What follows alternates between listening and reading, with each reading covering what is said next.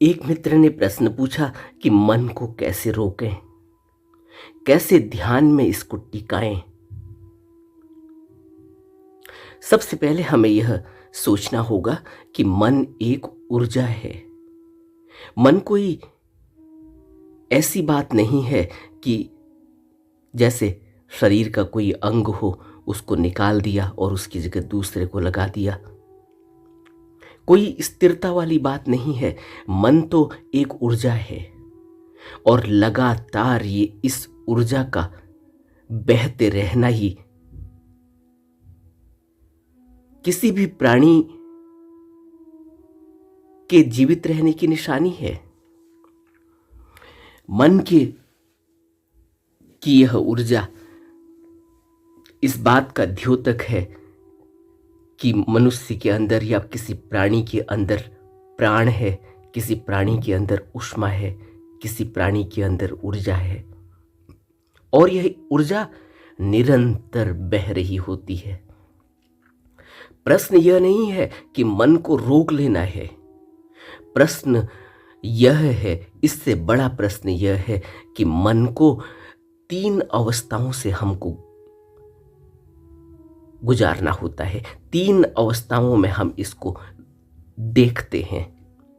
आज जो हमारी स्थिति है वो ऐसे ही है जैसे कि हम बिल्कुल ही बेहोश हैं।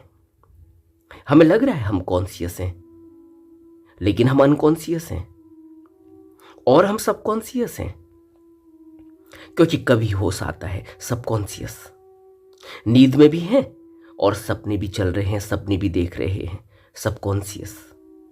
नींद में भी हैं, अनकॉन्शियस। और जब हम करवट बदलते हैं, जब कोई जोर से कोई चीज पटकता है, कोई आवाज होती है, तो एकदम नींद खुलती भी है, कॉन्शियस हो जाते हैं। लेकिन क्षण भर के लिए, फिर उसके बाद कभी आप जगे हो रात में, कोई दूसरा सोया हो उस कमरे में या उस घर में, तो आप महसूस करेंगे कि आप तो जगे हुए हैं और वह व्यक्ति किस तरह से खर्राटे ले रहा है। जिस दिन भी आपको यह महसूस होगा या आपने महसूस किया होगा, क्योंकि लोग घर में रहते हैं तो बहुत आसानी से इस बात को महसूस कर सकते हैं, लेकिन करते नहीं हैं क्योंकि वो ध्यान करते नहीं हैं। तो जब सोते हैं तो सभी सोते हैं, लेकिन कभी ऐसा वक्त भी आता होगा जब एक व्यक्ति जगा हुआ है और एक व्यक्ति सोया हुआ है।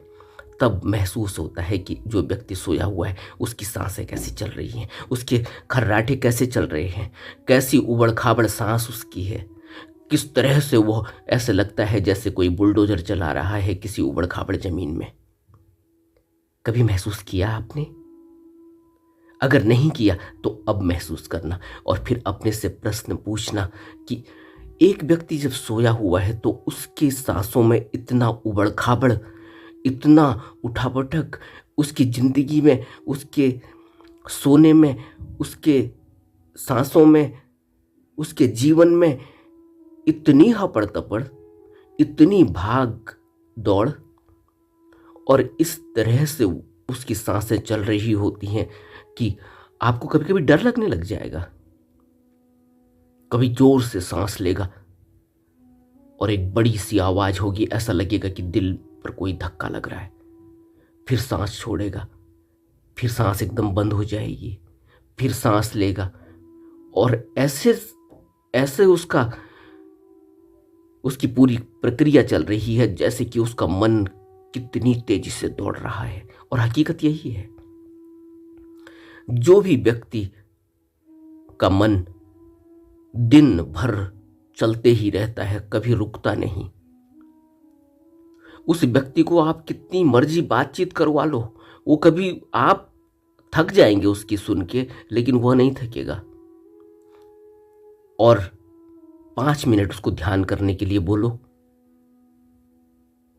वो देखो सो जाएगा और खर्राटे लेगा। और जब वो खर्राटे लेगा, जब वो सो जाएगा, उस समय उसकी सांसों को देखो, तब आपको पता चलेगा कि यह व्यक्ति सोया नहीं है। सोया हुआ मालूम होता है, लेकिन यह कितना चल रहा था अंदर से, और अभी भी उतना ही चल रहा है, उतनी ही तेजी से चल रहा है जितनी तेजी से और जितनी जितनी बातें वह कर रहा था। अंदर से प्रक्रिया वही चल रही है, लेकिन बाहर से वह सोया हुआ प्रतीत होता है। यही हमारा पूरा जीवन है। और हम कहते हैं, जब हम ध्यान करने के लिए कोशिश करते हैं तो हम कहते हैं कि अब कैसे मन को रोकें। मन को रोकना हमारे हाथ में है। अब अपने से पूछे जरा, क्या मन को रोकना अपने हाथ में है? और एक बात और, जब कभी आप सोए हों और दूसरा व्यक्ति घर में जगा हुआ हो, तो अब किसी अपने साथ वाले व्यक्ति से कहें कि वह, आजकल तो मोबाइल सबके पास है, वो कभी वीडियो रिकॉर्डिंग कर ले आपकी,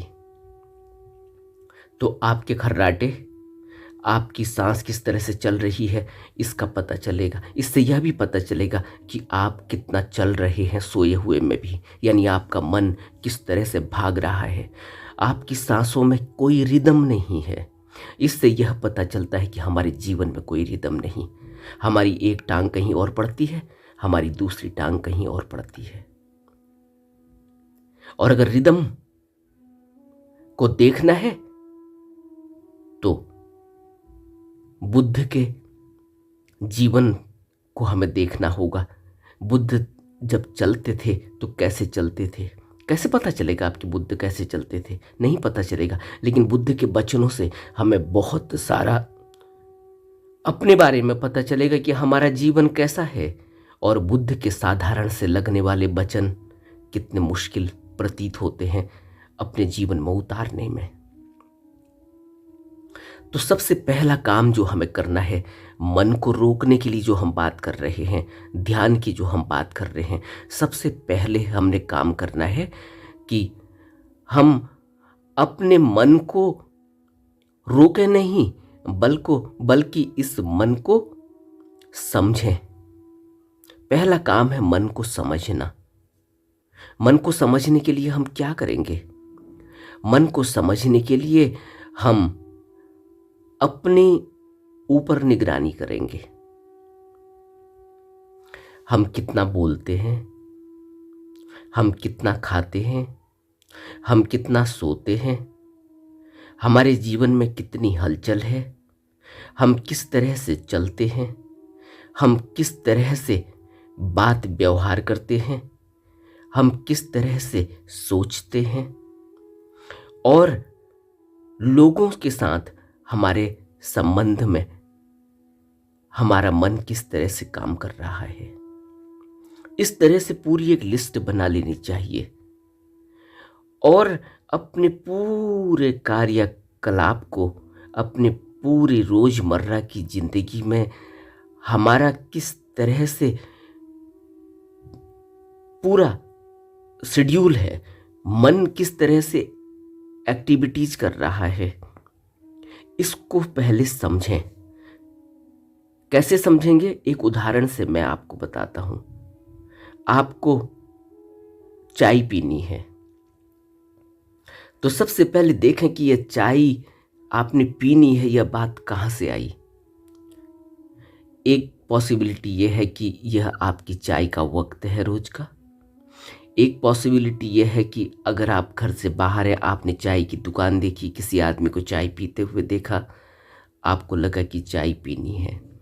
तीसरी बात यह कि आपके साथ कोई व्यक्ति है, बाहर आप हैं और आपने एक फॉर्मेलिटी में उसके साथ चाय पीनी है। कोई मेहमान घर में आ गया है, आपने उसके साथ चाय पीनी है।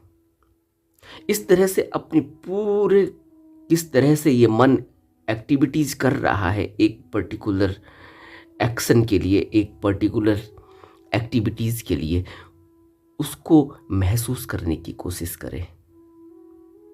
जब आप उसको महसूस करने की कोशिश करेंगे तो आपको यह पता चलेगा कि यह मन किस तरह से बाहर के देखने से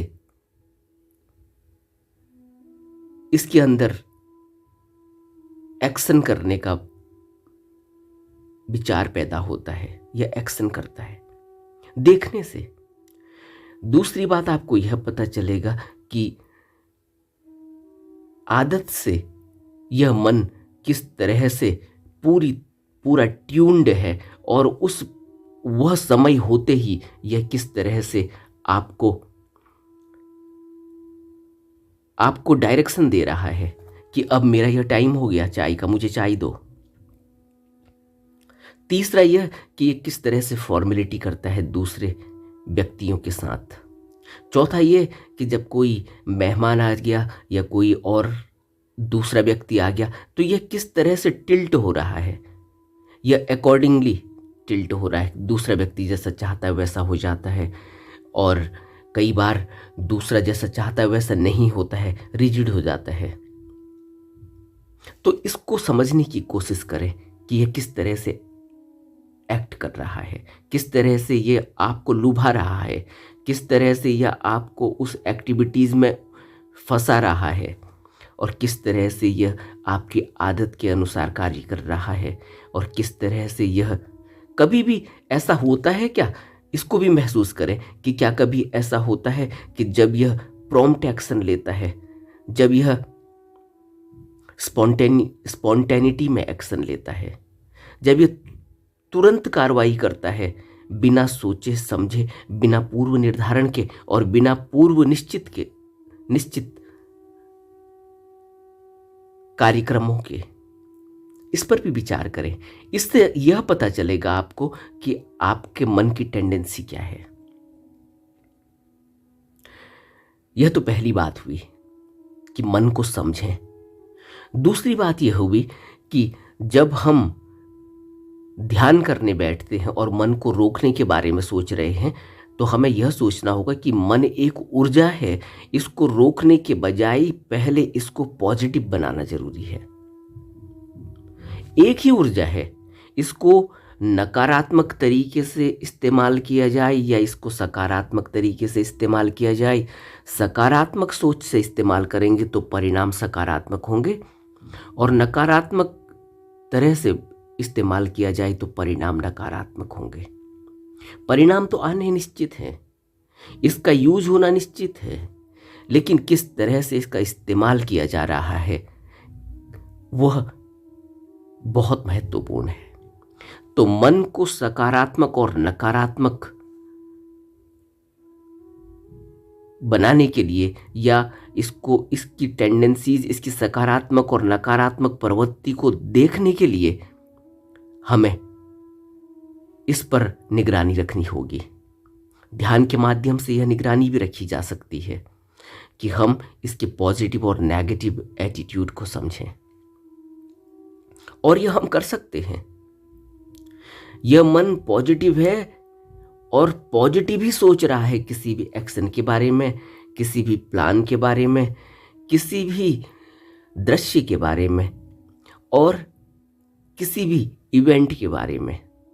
यह किस तरह से सोच रहा है, यह सोच कैसे पैदा होगी, यह कैसे सोचता है। यह सोचता है आपका पास्ट कैसा था, उस तरह से। यह सोचता है कि इसको किस हैबिट में डाला गया है, उस तरह से।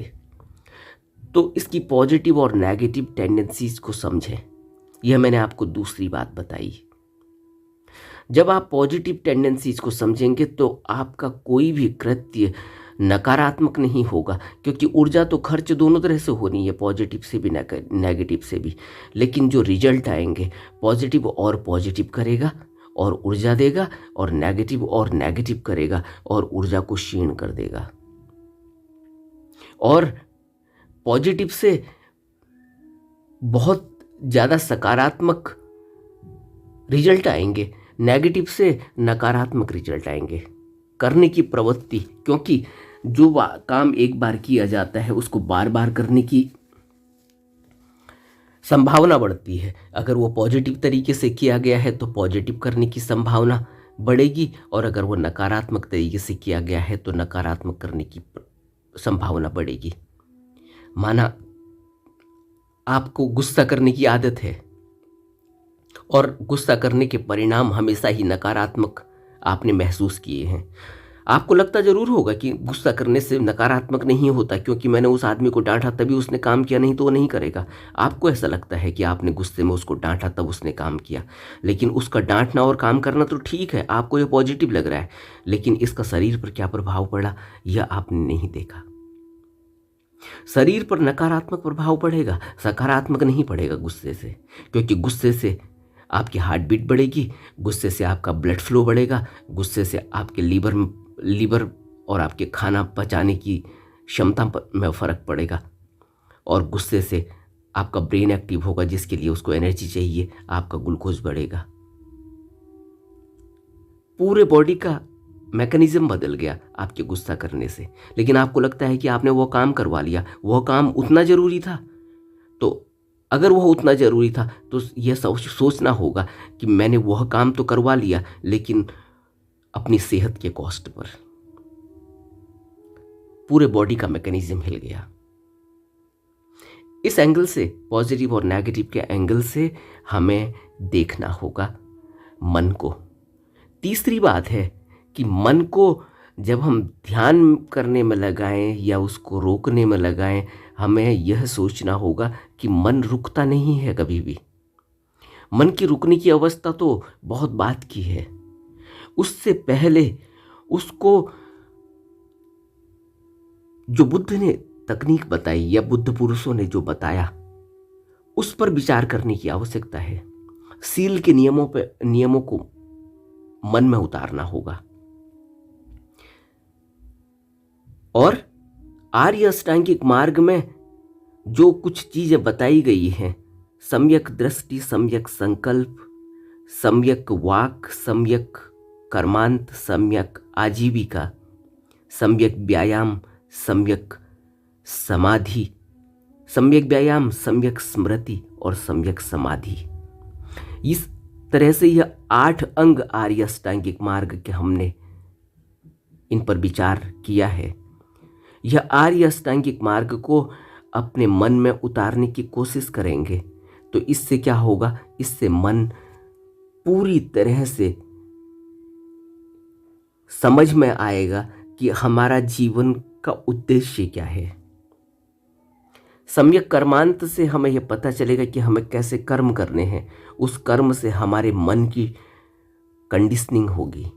सम्यक आजीविका से हमें पता चलेगा कि हमें किस तरह से अपनी आजीविका को कमाना है, रोटी कमानी है, पैसा कमाना है, सेवा करनी है। उससे हमें पता चलेगा कि हमें अपने मन को किस तरह से कंडीशनिंग करनी है। सम्यक वाक से हमें पता चलेगा कि हमें कितना बोलना है और अपने मन को किस तरह से बोलते समय इसको देखते रहना है, क्या शब्द मुंह से निकल रहे हैं। यहाँ एक वॉचमैन होना चाहिए। इसलिए बुद्ध ने कहा कि जब भी कोई कर्म हो वह कुशल होना चाहिए और वह लोक हित में होना चाहिए। उसमें अगर अपना स्वार्थ हुआ तो इससे यह पता चलता है कि मन के अंदर स्वार्थी भाव है, और मन के अंदर अगर स्वार्थी भाव हुआ तो फिर हम ध्यान में इसको रोकेंगे कैसे। इसलिए सम्यक समाधि को सबसे अंत में रखा, उससे पहले सम्यक स्मृति को रखा। जब यह स्मृति बनेगी तभी समाधि होगी, 8वां भाग तभी पूरा होगा। सम्यक स्मृति सम्यक व्यायाम से बनेगी, 6ठा भाग है। सम्यक व्यायाम के लिए हमें आनापान स्मृति और विपश्यना करनी होगी। यहां से सम्यक व्यायाम, सम्यक स्मृति और सम्यक समाधि, यह जो 3 लास्ट के अंग हैं आर्य अष्टांगिक मार्ग के, यहाँ हमारी पूरा मन हमारा यहीं से काम शुरू करता है ध्यान का। और सम्यक व्यायाम के लिए, आनापान स्मृति के अभ्यास के लिए हमें पहले आर्य अष्टांगिक मार्ग के इन जो मैंने अभी बात की, सम्यक वाक, सम्यक कर्मांत, सम्यक आजीविका, सम्यक दृष्टि और सम्यक संकल्प, इनको अच्छी तरह से अपने मन में ट्यून कर लेना होगा। तब यहाँ से हमारा सम्यक व्यायाम शुरू होगा, यानी हमारी आनापान स्मृति शुरू होगी। जो प्रश्न बार बार उठ रहा है कि मन तो रुकता ही नहीं, आनापान स्मृति में और विपश्यना में। इसीलिए नहीं रुकता क्योंकि अभी हमने मन को पूरी तरह से समझा नहीं। अभी हमने मन को, मैंने अभी आपको जो बताया है कि मन को पहले समझना है, फिर मन को पॉजिटिव बनाना है, फिर मन जब पॉजिटिव बनेगा तो फिर हमने मन की आदतों को समझ के, उसकी पॉजिटिविटी को समझते हुए फिर उसको आनापान स्मृति में लगाना है और फिर उसको हमने व्यायाम करवाना है, यानी विपश्यना करवानी है। आनापान स्मृति में हम तभी मन को देख पाएंगे, अपनी आती जाती सांस में इसको टिका पाएंगे जब यह पॉजिटिव होगा, जब हमने अपनी पूरी टेंडेंसीज को देख लिया होगा कि यह मन हमारा कितना स्वार्थी है, यह हमारा मन कितना नेगेटिव है, यह मन हमारा कितना आदती है, और यह मन हमारा किस तरह से इसके अंदर विषय हैं। कौन से विषय? वह जो विषय जो हमें गुस्सा दिलवाते हैं, जो हमें ईगो, मैं और मेरी के वजह से, मेरे एटीट्यूड के वजह से मेरे से वह कृत्य करवा दे रहे हैं जो मुझे दिख ही नहीं रहा है कि गलत है। सिर्फ ईगो की वजह से वो कृत्य हो जाता है और बाद में मुझे उसके लिए पछताना पड़ता है। कई बार आपने देखा ना, आदमी को नौकरी तक छोड़नी पड़ती है। कई बार हमने देखा ना, हम खाना तक नहीं खा पाते। एक रेस्टोरेंट में गए, हमने देखा कि वहाँ टेबल पूरी अच्छी तरह से साफ़ नहीं है। हमने मैनेजर उसको बुलाया, वेटर को बुलाया, उससे कहा कि टेबल साफ़ करो। उसने टेबल साफ़ कर दी। टेबल साफ़ करने में अभी थोड़ा सा उसमें अगर गंदगी कहीं लगी भी है तो इतनी देर में तो हमारा एटीट्यूड, हमारा पारा चढ़ गया ऊपर। हम ये समझ ही नहीं पा रहे हैं कि वो वेटर है, वो भूल कर सकता है, इसीलिए तो वो वेटर है। अगर वो भूल नहीं कर सकता तो फिर वो कहीं अच्छी जगह में मैनेजर और उस रेस्टोरेंट का मालिक होना चाहिए। रेस्टोरेंट का मालिक भी भूल कर सकता है, ऐसा नहीं है कि मैनेजर भूल नहीं कर सकता। और हम ये सोच रहे हैं कि ये वेटर है, इसने भूल कैसे कर दी, और हम यहाँ आए थे, इसने इतनी बड़ी गलती कर दी। गलती उसने सिर्फ इतनी ही कर दी कि उसने साफ़ किया और सही तरीके से वाइप नहीं किया, लेकिन हमारा पारा कहाँ चढ़ गया। और अब हम खाना भी खा रहे हैं। अब हम इस खाने को खा के क्या करेंगे? लेकिन हम इसी तरह से अपना जीवन बिता देते हैं बेहोशी में, क्योंकि हमें दिखाना है लोगों को कि हम कुछ हैं, हम रेस्टोरेंट में आए हुए हैं, हमें पूरी तरह से सुविधा नहीं दी जा रही है। आप समझ रहे हैं? यहाँ मन को देखना होगा। मैं यह नहीं कह रहा हूँ कि आप रेस्टोरेंट में जाओगे तभी मन को देखोगे, या आप यह करते हो या नहीं करते हो। मैं आपको यह सिर्फ एग्जाम्पल दिया। इस तरह के कई एग्जाम्पल हो सकते हैं जहाँ पर हम अपने जीवन को इसी तरह से जीते हैं। तो हमें समझना होगा, बहुत अच्छे तरीके से बिना जजमेंट के लोगों को सुनना होगा, बिना जजमेंट के चीज़ों को देखना होगा, ऑब्जर्वेशन में लाना होगा। हमारी ऑब्जर्वेशन अच्छी होनी चाहिए, तब हम आनापान स्मृति में उतरेंगे। अगर तो आनापान स्मृति में हम अपने मन को तब देख पाएंगे, तब हम ये आती जाती सांस को देखेंगे। मन रुकेगा तो तब मन के अंदर और कितनी लेयर हैं, इन लेयर्स को देख पाएंगे। जो बार बार प्रश्न उठ रहा है कि मन नहीं रुक रहा है आनापान स्मृति में, 2 सांसें देखते हैं फिर पता नहीं कहाँ चला जाता है, 2 सांसें देखते हैं फिर कहाँ चला जाता है। इससे क्या पता चलता है? इससे यह पता चलता है कि अभी हम इस मन को समझ ही नहीं पाए। या आनापान करने से मन नहीं समझा जाएगा, मन तो उससे पहले से समझना है। मन की निगरानी उससे पहले से भी करनी होती है। ध्यान में सीधे बैठेंगे और फिर सोचेंगे कि ध्यान नहीं लग रहा है, तो ध्यान में बैठने से पहले ध्यान के लिए तैयारी करनी होती है ना। आप खाना बनाते हैं अगर, तो सीधे खाना तो नहीं बनता। खाना बनाने से पहले तैयारी करनी होती है ना खाना बनाने की। पहले आपको बाज़ार जाना होगा, बाज़ार से आपको सब्जियां लानी होगी, बाज़ार से आपने जो खाना है उस खाने की रॉ मटेरियल को लाना होगा। आपने सब्जियां लानी है, आपने दाल लानी है, आपने चाय पीनी है तो आपने दूध लाना है, चीनी लानी है, पत्ती लानी है, अदरक लानी है और कोई मसाला लाना है। ये सारा काम इंतज़ाम करना होगा आपको पहले। उस इंतज़ाम को करने के बाद जब आप घर में आएंगे फिर आप उसको काट छाँट करेंगे, फिर आप उसको बीनेंगे, छाँटेंगे, काटेंगे, फिर आप उसको धोएंगे अच्छे तरीके से, फिर आप उसके लिए प्रिपरेशन करेंगे, फिर आप गैस स्टोव जलाएंगे और उसमें बर्तन को रखेंगे और फिर आप उसमें जो भी आपने करना है, फ्राई करना है और उसमें छौंक लगानी है और उसमें कौन से ऑयल से बनाना है, कौन से मसाले डालने हैं, यह सब तो आपको पहले से तैयारी करके रखना पड़ेगा। ऐसा तो है नहीं कि आपने बर्तन गैस स्टोव में रख दिया और उसके बाद अब आप देख रहे हैं कि कौन सी सब्जी बनानी है। ऐसा होता है क्या? कभी ऐसा नहीं होता, पहले तैयारी करनी होती है। तो ध्यान की अगर हम ध्यान करना चाहते हैं तो सीधे आंख बंद करके और बैठ गए अलती पलती मार के, ध्यान नहीं होगा। ध्यान इतना नहीं, ऐसा नहीं है। ध्यान के लिए भी पहले तैयारी करनी होती है। पहले आपके पूरे दिन की एक्टिविटीज़ क्या हैं। आप शाम को ध्यान करना चाहते हैं या आप सुबह को ध्यान करना चाहते हैं, तो आपको यह सोचना होगा कि सुबह ध्यान करने के लिए पहले आपको सुबह उठना पड़ेगा। सुबह उठने के लिए आपको शाम को रात में खाना कम खाना पड़ेगा, रात में टाइम पर सोना भी पड़ेगा, और आपको साउंड स्लीप के लिए भी पूरे इंतज़ाम करने होंगे।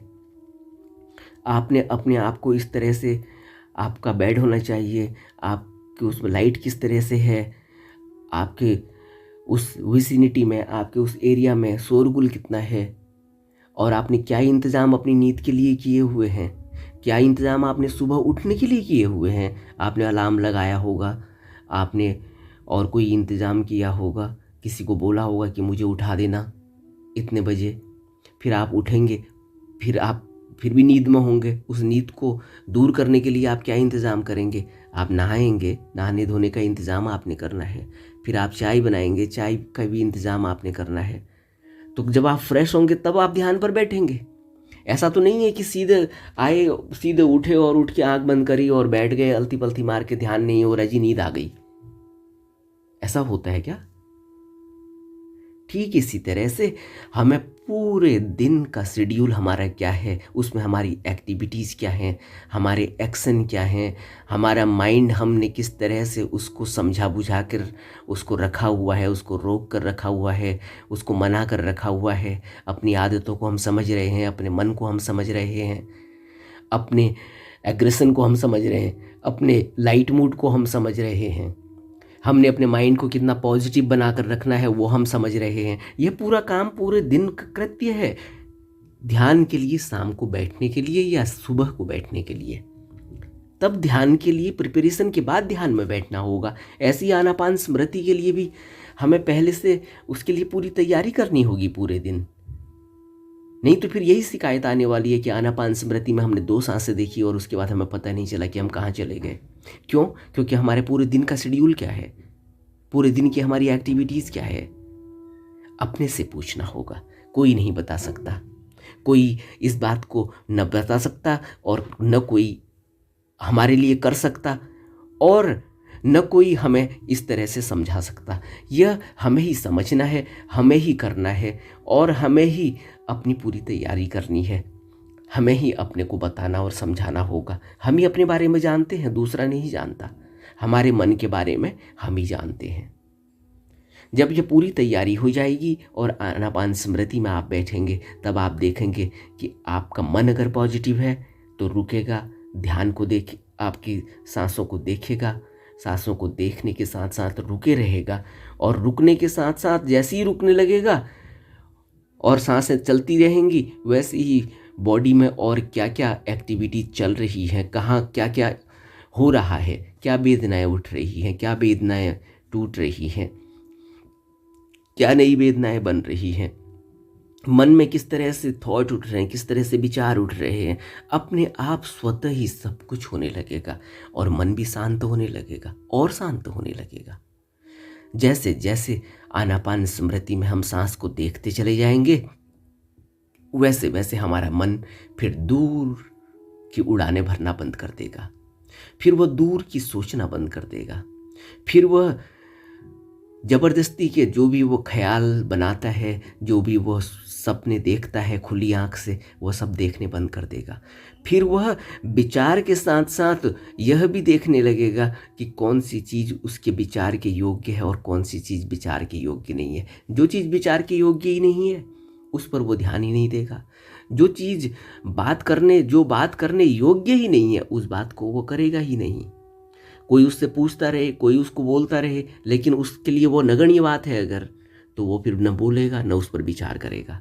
लेकिन यह तुरंत नहीं होगा, अगर कोई यह सोचे कि अब आनापान स्मृति करेगा तो कल से वो किसी की बात नहीं सुनेगा, वो बात जो उसके लिए नहीं सुननी जैसी है, और वो नहीं कहेगा जो वो नहीं कहने वाला है, ऐसा नहीं होगा। पता नहीं वो रोकने भी चाहे तो 1 दिन रोकेगा, 2 दिन रोकेगा, तीसरे दिन सारा गुब्बारा फट जाएगा और फिर और भी विध्वंस हो जाएगा। जो 3 दिन नहीं हुआ उससे ज़्यादा हो जाएगा।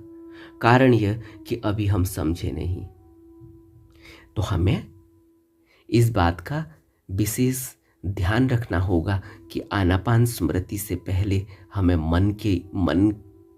मन को पूरी तरह से समझना है, इसको पॉजिटिव बनाना है, इसकी आदतों को समझना है और पूरी एक रूपरेखा बनाकर पूरे दिन की तैयारी करनी होती। पूरे दिन की जो हमारी एक्टिविटीज़ है, जो हमारे क्रियाकलाप हैं, वो हमारे ध्यान के अनुकूल होने चाहिए, तब ध्यान होगा। अगर दिन भर कोई आदमी, अभी मुझे कोई व्यक्ति मिला था, सुबह से लेकर शाम तक वो यही कहते रहता है, मेरे को भूत लग गया, मेरे को प्रेत लग गया, मेरे को जादू टोना कर दिया, हमारे घर में यह कर दिया, हमारे और बच्चों पर यह कर दिया, हमारे भाई पर यह कर दिया, हमारी माँ पर यह कर दिया, मेरे को यह डकार आ गई है उसी वजह से आ रही है, मेरा पेट सही नहीं हो रहा उसी वजह से हो रहा है, मेरे पेट में जलन हो रही है उसी वजह से हो रही है, मेरी छाती में जलन हो रही है उसी वजह से हो रही है, मेरे हार्ट में पेन होता है, ऐसा जैसे किसी ने सुई चुभा दी, यह उस जादू टोने की वजह से होता है। लेकिन जब डॉक्टर के पास जाता है, डॉक्टर कहता है कि नहीं, ये तो गैस है, ये जो आपको पेट में जलन हो रही है, जो छाती में जलन हो रही है, जो आपको चुभन सी हो रही है, कभी छाती में, कभी कहीं, यह तो गैस है। वो इस बात को नहीं मानता। अब वो पूरे दिन यह सोचता है और शाम को मेरे पास आके मेरे से कहता है कि मुझे शाम को ध्यान करना है, तो आप मुझे कुछ बताओ, मेरा ध्यान में मन नहीं लगता। पूरे दिन तुम क्या कर रहे हो? पूरे दिन तुम्हारा सिर्फ एक टॉपिक है, जादू टोना, ये वो, कौन से तांत्रिक के पास जाना है, कौन मेरा इलाज करेगा, कौन नहीं करेगा। तुम डॉक्टर के पास नहीं जाते और तुम ये ढूंढ रहे हो कि कौन ओझा अच्छा है, कौन तांत्रिक अच्छा है, कौन यह अच्छा है, कौन वह अच्छा है, कौन झाड़ फूक कर देगा, और तुम यह सोचते हो कि तुम ध्यान भी करोगे। पूरे दिन तुम्हारा टॉपिक यह चल रहा है, तो यह व्यक्ति कब ध्यान कर पाएगा? मैंने उनको बोल दिया कि आप ध्यान नहीं कर पाओगे, क्योंकि आपका दिन भर की एक्टिविटीज़ तो कुछ और है। आप जाना चाहते हो पूर्व की तरफ और आपका मुंह है पश्चिम की तरफ, तो आपके कदम तो पश्चिम की तरफ बढ़ रहे हैं, पूर्व की तरफ नहीं बढ़ रहे हैं। और मैं आपको झूठी तसल्ली भी नहीं दे सकता कि नहीं करते रहो, सब कुछ ठीक हो जाएगा। ठीक नहीं होगा, क्योंकि आपकी पूरी एक्टिविटीज़, पूरे दिन की 24 घंटे की एक्टिविटीज़ आपके शारीरिक रूप से और आपके मानसिक रूप से, मन में भी यही चल रहा है, शरीर से भी आप यही एक्टिविटीज़ कर रहे हो, और फिर आप जो ध्यान करना चाहते हो। मेरे को देख के आपको ध्यान की याद आती है, मेरी बातों को सुनकर आपको ध्यान की याद आती है, लेकिन ध्यान तो ऐसे होगा नहीं।